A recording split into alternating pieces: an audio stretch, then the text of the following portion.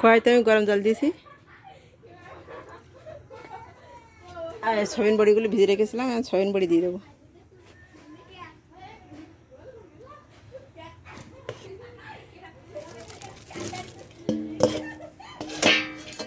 গরম জল দিয়ে 3টা সয়াবিন বড়ি খাবে তাই চলে এসেছে। সয়াবিন বড়ি খুব পছন্দ হয়ে যায়।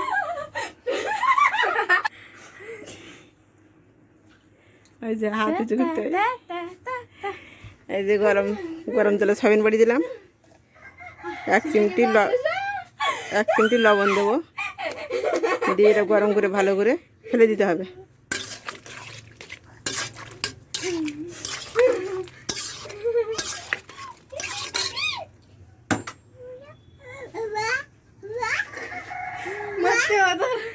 কি টাটা যাও।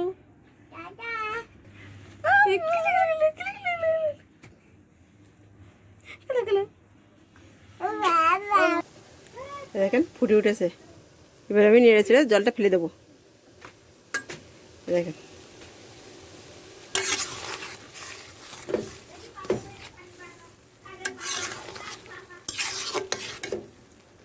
এবার এটা আমি ঢেলে দেবো, ঝুড়িতে ঢেলে দেবো। ঠান্ডা জল দিয়েছি, দিয়ে ধুয়ে নেবো। এতে এই যে ঝুড়িতে ঢেলে দিয়েছিলাম গরম করে, তারপর এবার সে জলটা ফেলে দিয়ে ঠান্ডা জলে দিয়েছি। ঠান্ডা জলে এমনভাবে এই যে চেপে চেপে ভালোভাবে ধুতে হবে, তবে যেন ভেঙে না যায়। দেখছেন কেমন কালো কালো জল বেরোচ্ছে, প্রচণ্ড নোংরা জল বেরোচ্ছে, মনে হচ্ছে কালো জলের গায়ে। এগুলো ভালোভাবে ধুতে হবে। সব সয়াবিন বড়ি, প্যাকেটের সয়াবিন বড়ি এভাবে আপনি ধুয়ে নেবেন। আমরা এভাবে ধুই, দেখেন এরকম জল বেরোয়।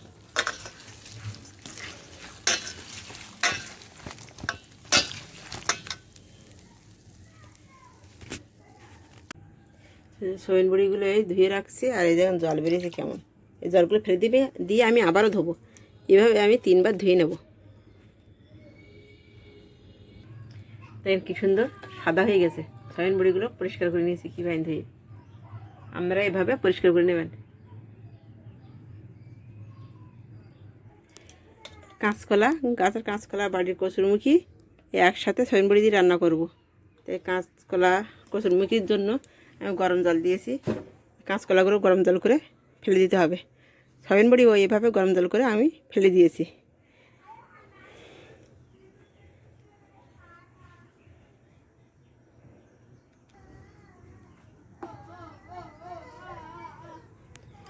এই যে সামান্য হলুদ দেবো, দিয়ে সিদ্ধ করে ফেলে দেবো।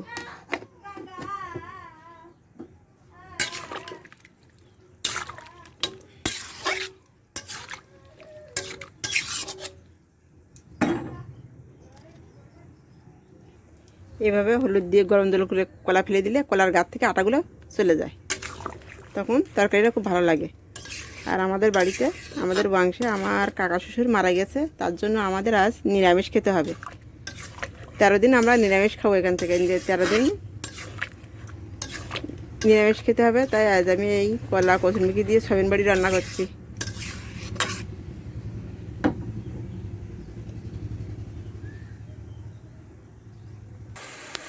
এই যে কলা তুলে দিলাম, আর এই যে কচুরমুখী আর এই কলা আমি ঢেলে দিলাম।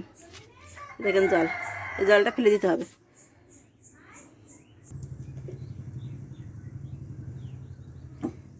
তেল গরম হয়ে গেছে, এবার আমি সয়াবিন বড়িগুলো দেবো।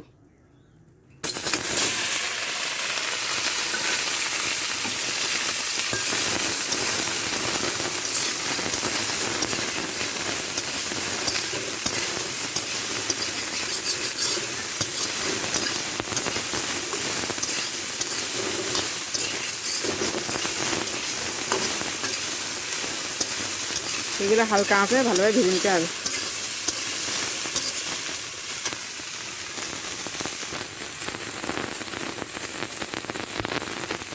পরিমাণ মতো লবণ দিলাম।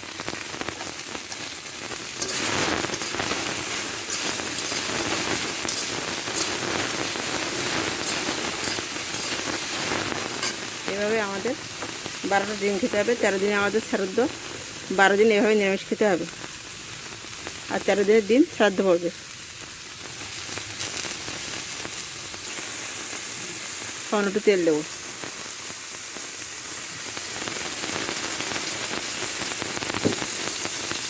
তেল দেওয়ার 1 মিনিট পরে না দেবো।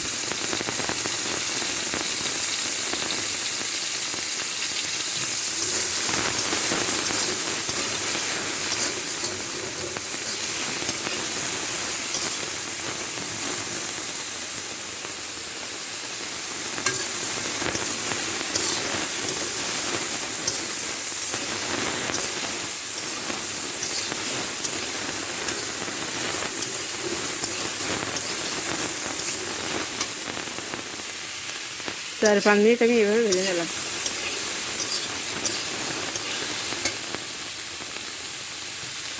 সামান্য হলুদ দেবো।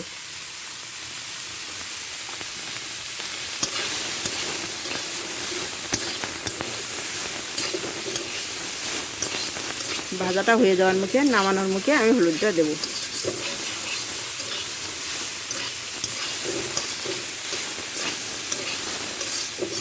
আমি যদি আগে থেকে প্রথম থেকে যদি হলুদটা দিতাম তাহলে পোড়া লাগবে, তার কারণে আমি হলুদটা এখন দিলাম।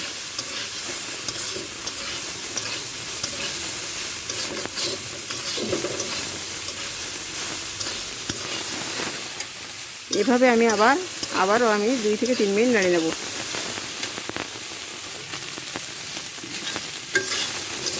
কারণ ভাজাটা আমার হয়ে গেছে, এবার নামিয়ে নেব।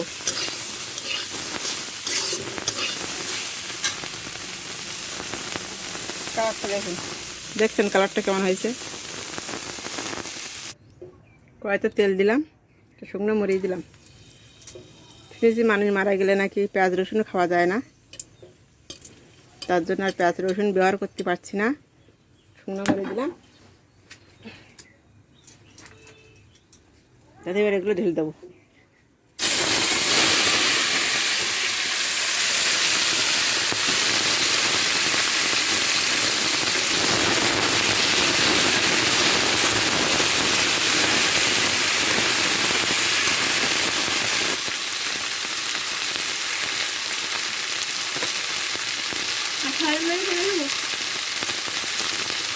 পরিমাণ মতো লবণ দিলাম।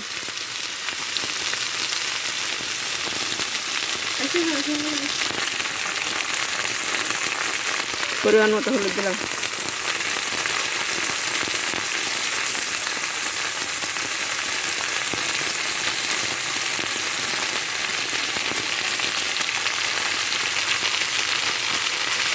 পরিমাণ মতো শুকনো মরিচের গুঁড়ো দিলাম।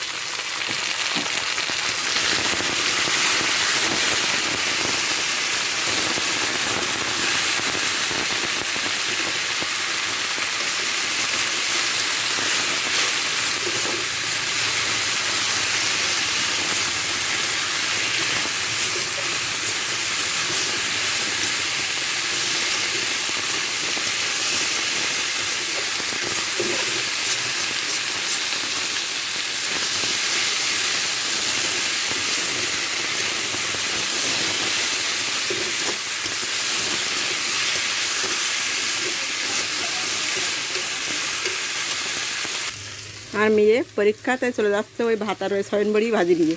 সয়াবিন বড়ি ভাজি খেতে পারে ভালো, খুব ভালোবাসে সয়াবিন বড়ি ভাজি খেতে।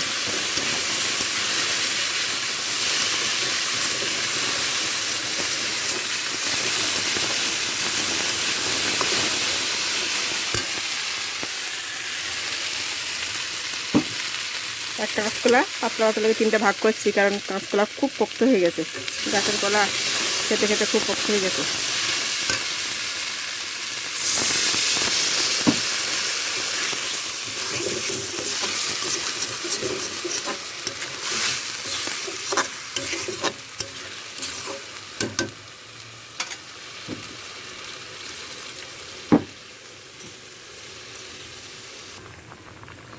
আমি 3 মিনিটের জন্য ঢেকে দেবো। এবার শাহি জিরা, কালো জিরা, গোলমরিচ একসাথে বেটে নেবো, তার সাথে কাঁচামরিচ 7টা বেটে দেবো, একসাথে বেটে নেবো আমি। 3 মিনিট পরে আমি ঢাকনিটা উঠাচ্ছি।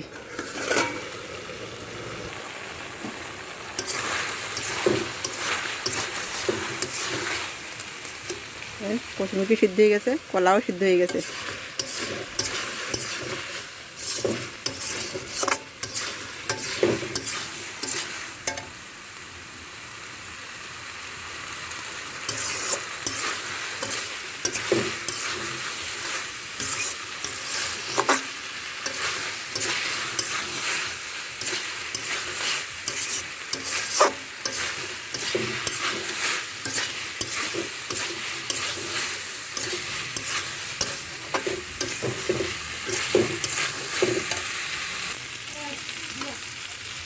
ভেজে রাখা সয়াবিন বড়িগুলো দিয়ে দিলাম।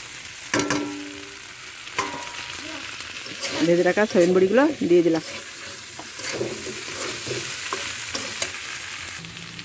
পরিমাণ মতো জল দিলাম।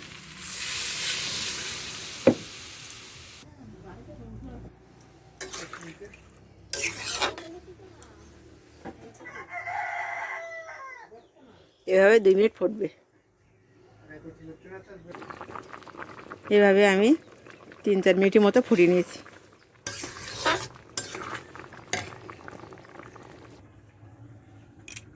বেটেছি সেই মশলাটা দিয়ে দেবো।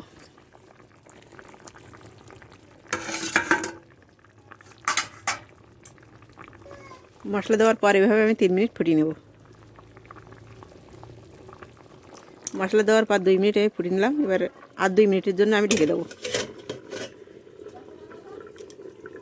2 মিনিট পরে আমি ঢাকনিটা উঠালাম। দেখেন তরকারি হয়ে গেছে, এবার নামিয়ে নেব। নিরামিষ তরকারি এরকম একটু ঝোল রাখতে হয়, ভালো লাগে খেতে। দেখেন আলু সয়াবিন, আলু না কাঁচকলা দিয়ে সয়াবিন বড়ি পাতলা ঝোল।